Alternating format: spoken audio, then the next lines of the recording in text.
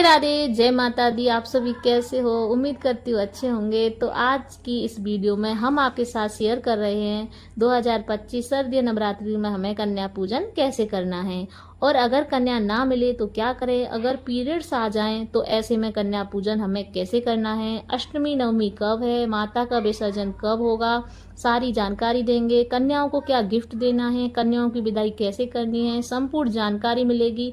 तो please video को पूरा देखना, और वीडियो जरा भी हेल्पफुल लगे तो चैनल को सब्सक्राइब अवश्य कर लेना, वीडियो को लाइक कर देना और कमेंट में जय माता दी जरूर लिखना। तो चलिए वीडियो की करते हैं शुरुआत। तो दोस्तों 2025 30 सितंबर को है अष्टमी कन्या पूजन, 1 अक्टूबर को है नवमी कन्या पूजन। ठीक है, तो जो लोग भी नवरात्रि के दिन का व्रत करने का नियम लेते हैं, एक पहला प्रतिपदा के दिन और दूसरा अष्टमी के दिन, तो जिनके भी यहाँ अष्टमी पूजा होती है, कन्या पूजन होता है अष्टमी पे, वह सप्तमी पर व्रत करेंगे जो कि 29 सितंबर को है। और जो लोग नवमी पर कन्या पूजन करते हैं, अष्टमी का व्रत रहते हैं नवरात्रि का, तो वह लोग 30 सितंबर को व्रत रहेंगे। क्लियर हो गया।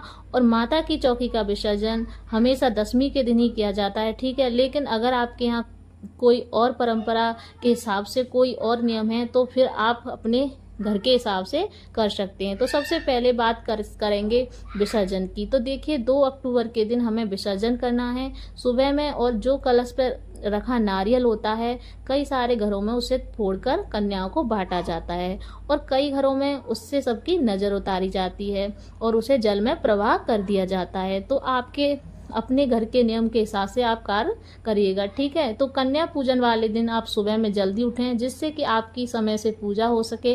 देखिए वैसे तो पूरा ही दिन शुभ होता है, लेकिन अगर आप दोपहर 12 बजे से पहले कन्या पूजन करते हैं तो यह और भी ज़्यादा शुभ माना जाता है। तो सुबह में जल्दी उठें, घर की साफ सफाई के बाद स्नान कर लें, दहलीज पूजा, तुलसी पूजा जरूर से कर लें।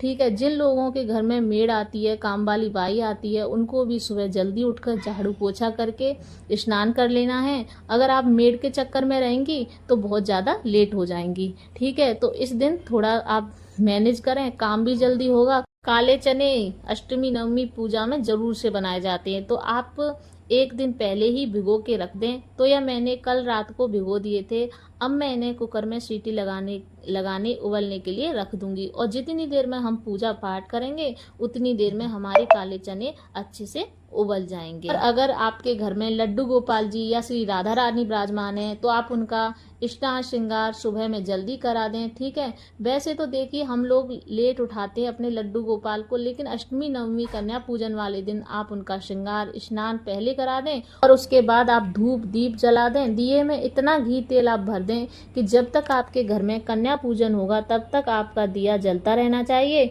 माता की चौकी पर आप साफ सफाई कर दें, फूल चढ़ा दें, माला वगैरह पहना दें, वो आप पहना दें। तो जैसे आप नित्य प्रतिदिन नवरात्रों में सुबह पूजन करते आए हैं वैसे ही करेंगे। ठीक है, और सूर्य देवता को जल जरूर से दें। अगर आपने दुर्गा सप्तशती पाठ का नियम लिया है तो वह पाठ पूरा जरूर कर लें आपने कन्या पूजन से पहले। ठीक है, अगर आप अग्यारी हवन नवरात्रों के 9 दिन किए हैं तो बहुत अच्छा, नहीं तो जिस दिन आप कन्या पूजन करेंगे उस दिन आपको हवन या अग्यारी जरूर करनी है।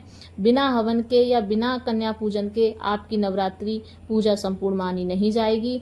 और जो भी महिलाएं हैं वह ध्यान रखें, भोग तैयार करने से पहले आप अपनी स्वच्छता पवित्रता का ध्यान रखें, सर धो के स्नान कर लें। ठीक है, साफ स्वच्छ वस्त्र आप जरूर पहनें, और आपके रसोई घर में पूरी तरह से स्वच्छता पवित्रता का ध्यान रखते हुए भोग तैयार करना है, जैसे कि सिंक में झूठे बर्तन ना पड़े हों, इस बात का ध्यान रखिएगा। क्योंकि माता रानी की पूजा बहुत ही बड़ी मानी जाती है, और जिस जगह भी गंदगी मलिनता इस तरह से कार्य होते हैं वहाँ पर माता रानी कभी वास नहीं करती, वहाँ की पूजा से कभी माँ प्रसन्न नहीं होती। तो कन्या पूजन में हलवा, चना, खीर, पूरी यह तो विशेष होती ही है। इसके अलावा आप जो भी सब्जी बनाना चाहते हैं वह बना सकते हैं। सब्जी ध्यान रखें बिना प्याज लहसुन के होनी चाहिए। ठीक है, अच्छा, जिन भी महिलाओं के पीरियड्स आने वाले हैं वह कन्या पूजन कैसे करेंगी? तो देखिए जिन लोगों के घर में भी 1 से 2-3 महिलाएं होती हैं, ठीक है, तो उनके यहाँ तो आसानी से होती है। कोई एक नहीं कर सकता, दूसरी महिला कर लेगी, या घर में कोई अन्य सदस्य अगर करने वाला है तो वह कर दे। आप चाहें तो आप अपने पति से दही जलेबी खिलवा सकती हैं कन्याओं को। ठीक है, कुछ दक्षिणा दिला के आप विदा करा दें, पूजा करा लें, माता की हवन करा लें। तो अगर आपके हस्बैंड, आपके बच्चे इतना कर सकते हैं तो बहुत अच्छी बात है। आप सिंपल विधि से कन्या पूजन करें। और मान लीजिए अगर आपके घर में कोई है ही नहीं करने वाला तो आप ही को करना है। तो देखिए, सभी को पता होता है कि मेरी डेट कब आने वाली है। अगर आपको लगता है कि अष्टमी नवमी पर आपका पीरियड्स आने वाला है तो आप 5वीं नवरात्रि में, छठे नवरात्रि में, 7वें नवरात्रि में, मतलब कहने का ये है कि पहले नवरात्रि से 9वें नवरात्रि तक आप किसी भी दिन कन्या पूजन कर सकती हैं, ठीक है। लेकिन आप मान लीजिए कई बार ऐसा होता है कि अचानक से डेट आ जाती है, पता ही नहीं होता और डेट आ जाती है पीरियड्स की। अब ऐसे में क्या करें? तो देखिए, फिर आप घबराएं ना। अगर आपके घर में कोई करने वाला नहीं है तो आप पूर्णिमा पर कन्या पूजन करेंगे। इस तरह से आपकी पूजा पूर्ण मानी जाएगी। अच्छा, कई सारे सब्सक्राइबर मेरी बहनें हैं जो मुझे कमेंट कर रही हैं, दीदी हमारा चौथा दिन होगा, दीदी हमारा 5वां दिन होगा कन्या पूजन वाले दिन, तो क्या हम भोग प्रसाद बना सकते हैं? तो नहीं, बिल्कुल नहीं। देखिए, माता की पूजा बहुत बड़ी मानी जाती है और जो भी भोग प्रसाद में हम बनाते हैं वो हवन में चढ़ाया जाता है, जैसे हलवा, पूरी, खीर, ठीक है। तो हमें शुद्धता पर पूरा ध्यान रखना चाहिए जिससे हमसे कोई गलती ना हो, ठीक है। तो जैसे कि मैंने बताया ना कि आप घर के किसी सदस्य से करा सकते हैं। बाहर की दही जलेबी मंगा के, केले मंगा लें, आप कन्याओं के लिए आप देना चाहते हैं, ठीक है। इस तरह से कर दें, विदा कर दें। और नहीं तो फिर आप पूरी तरह से शुद्ध होने के बाद करें। अच्छा, भोग प्रसाद बनाते समय आपको ध्यान रखना होगा कि जो भी चीज़ें आप भोग में इस्तेमाल कर रही हैं सब साफ और शुद्ध होनी चाहिए, ठीक है। पहले से यूज़ किया हुआ घी किचन में या पीरियड्स टाइम में आटा वगैरह छुआ हो तो वो सब हमें आज के दिन यूज नहीं करना है। सब कुछ सामान साफ होना चाहिए। अच्छा, बहुत सारे लोगों का यह रहता है कि दीदी हमें कन्याएं नहीं मिलती, हम देश विदेश में रहते हैं, हम ऐसे में कन्या पूजन कैसे करें? तो देखिए, आप अपने किसी भी जानने वाले से कम 1 से 2 कन्या तो जरूर घर पर बुला लें, ठीक है। आप उनका पूजन करें, उन्हें आप भोजन कराएं, उन्हें आप कुछ भी गिफ्ट तोहफा दें, ठीक है। और बाकी के आप दोना पत्तल लें, कन्याओं के नाम के, उसी पर टीका चंदन लगा दें, दक्षिणा जरूर रख दें, फल मेवा मिठाई जो आप बाकी देना चाहते हैं वो आप उसी में रख दें। और इस तरह से पैकेट्स बना के आप किसी भी मंदिर में जाएं, वहाँ आपको कन्या आसानी से मिल जाएंगी। लीजिए, आपको कन्याएं ना मिलें तो किसी भी ज़रूरतमंद को वो पैकेट्स खाने के दे सकते हैं, ठीक है। अगर आप भी यह भी संभव नहीं है तो आपके लिए आप क्या करेंगे, आप जो भी दक्षिणा है वह किसी भी मंदिर में ब्राह्मण को दे सकते हैं, कन्याओं को दे दें। और जो भी खाना भोजन और कोई खाने वाला ही नहीं है अगर आपको मिल रहा तो ज़रूरतमंद कोई कन्या हो, आप क्या करेंगे, गाय को खिला देंगे, ठीक है। तो इस तरह से आपका कन्या पूजन संपूर्ण माना जाएगा। तो यहाँ पर देखिए, हमने हलवा, पूरी, चना सब तैयार कर लिया है और हम अब अग्यारी करेंगे, हवन करेंगे, जिसके लिए गाय के गोबर का उपला भी हमने गर्म करने के लिए रख दिया है चूल्हे पर। आपको यह ध्यान रखना है कि पूरी में आपको नमक नहीं डालना है, ठीक है, क्योंकि पूरी हवन में चढ़ाई जाएगी। तो खीर, पूरी, हलवा यह हम अग्नि में माता को भोग देते हैं। और जो भी चीज़ें अग्नि में चढ़ाई जाती हैं उसमें नमक नहीं होना चाहिए, इस बात का आप ध्यान रखें। और देखिए, कोई भी दिन हो, तिथि हो, वार हो, त्योहार हो, सबसे पहले किचन की पहली रोटी हो, पूरी हो, पराठा हो, गाय माता के नाम का ही निकाला जाता है। तो आप उन्हें जो भी भोग तैयार किया है सबसे पहले आप पूरी ऊपर वो सारी चीज़ें निकाल दें। और ऐसा नहीं है कि तुरंत आपको सबसे पहले गाय ढूंढने जाना है, नहीं, आप रख दें उनके नाम की निकाल के। जब आपको गाय दिखे आप खिला दें। मान लीजिए गाय नहीं दिखे तो आप